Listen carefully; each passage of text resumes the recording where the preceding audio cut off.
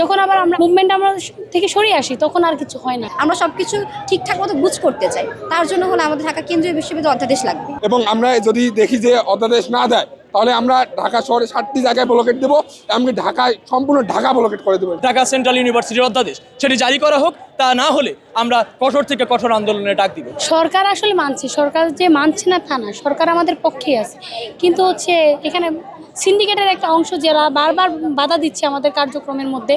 যখন আমরা কোনো মুভমেন্ট দেখাই সরকারের পক্ষ থেকে, তখনই কোনো একটা প্রেস দেওয়া হয় বা ব্রিফিং করা হয় বা নোটিশ দেওয়া হয় যে হয়ে যাচ্ছে, আজকে হবে, কালকে হবে, অত তারিখ হবে। কিন্তু যখন আবার আমরা আন্দোলনটা হচ্ছে মুভমেন্ট আমরা থেকে সরিয়ে আসি তখন আর কিছু হয় না। আসলে এটা জনগণও বুঝে, আপনারাও বুঝেন, সবাই বুঝে সিন্ডিকেটটা আসলে কারা। আমরা আর কিছু ভেঙে বলতে চাই না, কারণ আমরা তো ক্যাম্পাসে ঢুকে গেছি। আসলে অধ্যাদেশটা জারি না হওয়ার কারণে না, আমাদের 24-25 সেশনের যে শিক্ষার্থীরা যারা মূলত ক্যাম্পাসে নতুন প্রবেশ করেছে, নবীনরা, তারা আসলে পরিচয়হীনতায় ভুগছে এবং তাদের পড়াশোনার শিক্ষার মান, আমাদের মূলত কথাটা ছিল শিক্ষার মান উন্নত করা এবং ঢাকা বিশ্ববিদ্যালয় শোষণ থেকে বেরিয়ে আসা। ঢাকা বিশ্ববিদ্যালয় শোষণ থেকে আমরা বেরিয়ে আসতে পেরেছি, কিন্তু শিক্ষার মান কিন্তু আমাদের এখন পর্যন্ত উন্নয়ন বা বৃদ্ধি করা হয়নি। 24-25 সেশন ঢাকা কেন্দ্রীয় বিশ্ববিদ্যালয়ের অধিভুক্ত হয়েছেই ঢাকা কেন্দ্রীয় বিশ্ববিদ্যালয়ের আন্ডারে যে ভর্তি পরীক্ষা দিয়ে ক্যাম্পাসে এসেছে, সেখানে তারা পরিচয়হীনতা সবচাইতে বেশি ভুগছে। পরিচয়ের জন্য হলেও আমাদের ঢাকা কেন্দ্রীয় বিশ্ববিদ্যালয় অধ্যাদেশ জারি করতে হবে বা এটা খুব বেশি প্রয়োজন। আর একটা আমাদের 7 কলেজের পরিচয় কি, এতদিন আমরা পরিচয় দিতাম আমরা ঢাকা বিশ্ববিদ্যালয়ের অধিভুক্তি, এখন আমাদের অধিভুক্তি নেই, তাহলে আমাদের 7 কলেজের আসলে পরিচয়টা কি, আমরা কোন পরিচয়, আমাদের সার্টিফিকেটটা কারা দেবে, আমাদের পরীক্ষা কারা নেবে, আমাদের প্রশ্নপত্র কারা করবে। আসলে সব কিছু মিলায় না আমাদের প্রশাসনিক ভবন বা প্রশাসনিক কার্যক্রম, একাডেমিক কার্যক্রম সব কিছু আমাদের এলোমেলো হয়ে আছে। আমরা সব কিছু ঠিকঠাক মতো বুঝ করতে চাই, তার জন্য হলো আমাদের ঢাকা কেন্দ্রীয় বিশ্ববিদ্যালয় অধ্যাদেশ লাগবে। প্রশ্নটা তো আমাদের করা উচিত রাষ্ট্রের কাছে, যে অধ্যাদেশ আমাদের, আপনাদের কেন এত সময় লাগছে? আমাদের শিক্ষার্থীরা যখন যেভাবে পেরেছে সেভাবে তারা তাদের দাবিগুলো সরকারকে জানিয়েছে, সরকারের সাথে ভাবে বৈঠকে বসেছে, শিক্ষা মন্ত্রণালয়, সচিবালয়, বিভিন্নভাবে তাদেরকে ডাকা হয়েছে, আমরা উপস্থিত হয়েছি।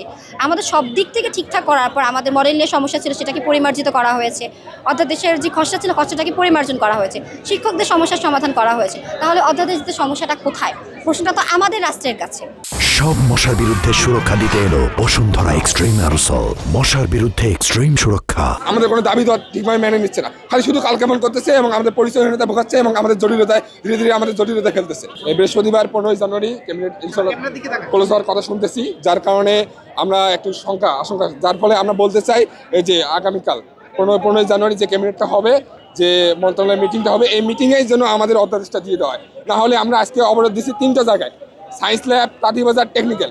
এবং আমরা যদি দেখি যে অধ্যাদেশ না দেয় তাহলে আমরা ঢাকা শহরে 7টি জায়গায় ব্লকেট দেবো, এমনকি ঢাকায় সম্পূর্ণ ঢাকা ব্লকেট করে দেবো ইনশাল্লাহ। আমাদের এই গণমাধ্যম আপনারা ভালোভাবে জানেন আমাদের এই 7টি ক্যাম্পাস কী করতে পারে ঢাকা শহরে, কীভাবে সরকারও পরিবর্তন করে দিতে পারে। আপনার জুলাইয়ে গত 2400 দেখেছেন, সেটা সিদ্ধান্তই আমরা নিতে বাধ্য হবো ইনশাল্লাহ। দাবি না মানা হলে আমরা আরও কঠোর থেকে কঠোর আন্দোলনের ডাক দিব। ঢাকা সেন্ট্রাল ইউনিভার্সিটির ছেলে পেলে আমরা যারা আছি, যারা স্টুডেন্ট ঢাকা সেন্ট্রাল ইউনিভার্সিটির ছাত্র, আমরা চাই অতি দ্রুত কালকের মধ্যে আমাদের দাবি যেটা সেটা হচ্ছে ঢাকা সেন্ট্রাল ইউনিভার্সিটির অধ্যাদেশ সেটি জারি করা হোক, তা না হলে আমরা কঠোর থেকে কঠোর আন্দোলনের ডাক দিব ইনশাআল্লাহ।